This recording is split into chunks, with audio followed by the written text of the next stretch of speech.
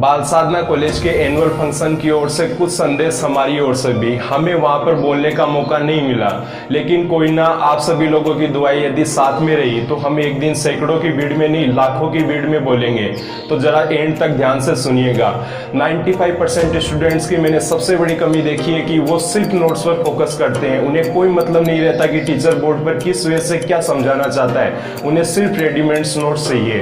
तो ऐसे स्टूडेंटों को मैं कहना चाहूंगा, बीएससी में आपको टीचर मिल जाएगा, एमएससी में आपको टीचर मिल जाएगा, बीएड में टीचर मिल जाएगा, पीएचडी में टीचर मिल सकता है, लेकिन ये जरूरी नहीं है कि आपको लाइफ में टीचर मिल जाएगा। अतः किसी भी चीज को इस तरह से समझने की कोशिश किया करो कि एक बार समझने के बाद में आप दोबारा उसको किसी और को समझाने के काबिल बन सको। कुछ स्टूडेंट्स हमें ये भी बोलते हैं कि हमारे पास में इतने अच्छे रिसोर्सेज नहीं है कि हम कुछ करके दिखा सके, और अभी हम इतने बड़े भी नहीं हुए हैं। लेकिन मेरी मम्मा एक बात बोलती है, बड़ा तो ये पहाड़ है जो ठोड की ठोड पड़ा है। इंसान बड़ा या छोटा नहीं होता, उसकी सोच छोटी या बड़ी होती है। जिसके दिलों की तमन्ना सूरज के साथ में खेलने की होती है, वो आग की लपटों से नहीं डरा करते, और जो आग की लपटों से डरा करते हैं उनकी जिंदगियां ये सौर चूल्हे की लपटों तक ही सीमित हो जाया करती है। Nothing is impossible but fear of work is make impossible. असंभव कुछ भी नहीं होता, लेकिन डर किसी भी काम को असंभव बना देता है। मैं अपने लाइफ की 2 साल पुरानी एक सच्ची घटना बताता हूँ। जब जयपुर में भारतीय ग्रुप ऑफ इंस्टीट्यूशंस कालवाड़ में मैं केमिस्ट्री टीचर के लिए डेमो से सिलेक्ट हुआ था, तब एक अदर टीचर भी डेमो से सिलेक्ट हुए थे जो मेरे से सीनियर थे। लेकिन उन्होंने एक बार मेरे को पीछे से एक बार कमेंट मार दिया था, कहाँ से उठकर चले आते हैं। उनकी ये बात मेरे दिल में चुभ गई थी। उनके रिगार्डिंग मेरे को एक बात पता लगी थी कि उनकी सैलरी मेरे से अप्रोक्स 30% हाई थी।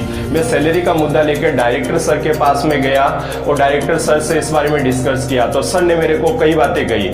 सर ने कहा, सर आपकी एज अभी 22, सर की एज आपसे अप्रोक्स डबल, और सर को 15+ ईयर का एक्सपीरियंस, और सर आपके जैसे तो यहाँ पर पढ़ने के लिए आते हैं। लेकिन उन सर ने मेरे को एक बात कही थी, ठीक है सर, यदि आप क्वालिटी प्रोवाइड करवा सकते हो तो हम नो इश्यू, हम आपका भी पेमेंट उस लेवल का रख देंगे। सर ने मेरे को 3 डेज का टाइम दिया था। आफ्टर 3 डेज, एक 12th क्लास में सॉल्यूशन नाम का चैप्टर चलता है विलियन, उसको रिगार्डिंग मैंने उसको 3 डेज में कंप्लीट करवाया था।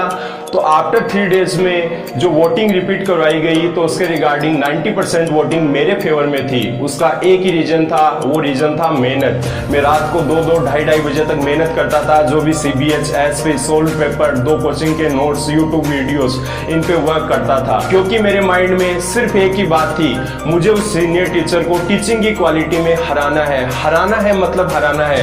मुझे कोई मतलब नहीं वो सब्जेक्ट के कितने बड़े एक्सपर्ट है, उनको कितना क्या आता है। बस ये सोच ही मेरी उनके लिए कारगर साबित हुई। आपने अभी तक बुक्स में सिर्फ इतना ही पढ़ा है कि जितनी लंबी चादर हो उतने ही पैर पसारने चाहिए, यानी अपनी औकात में रहकर काम करना चाहिए। लेकिन मैं आपको कहता हूँ, सपने भी अपनी औकात से बड़े देखना सीखो, और उनके अकॉर्डिंग मेहनत करोगे तो एक दिन आपकी औकात भी आपके सपनों से बड़ी होगी और ये दुनिया आपके कदम चूमेगी। आपकी लाइफ के रिगार्डिंग एक सबसे इंपॉर्टेंट बात, स्पेशली फॉर गर्ल्स, जो मैं क्लास में भी कई बार कहता हूँ, लेकिन आज इस बात को कंप्लीट सुनिएगा।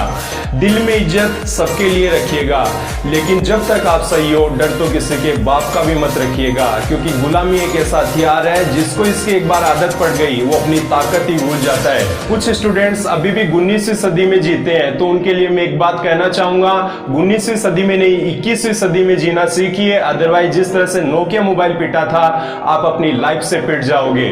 अभी मेरा कुछ कोर्स भी रिमेनिंग है, यदि क्लासें लगाई जाएगी तो अच्छी बात है, अदरवाइज मेरे व अदर टीचर्स की वीडियोस मेरे चैनल पर अपलोड कर दी जाएगी।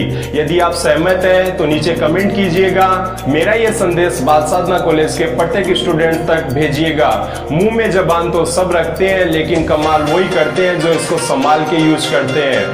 हैप्पी होली, मस्त रहिएगा, अच्छे से होली बनाइएगा। धन्यवाद।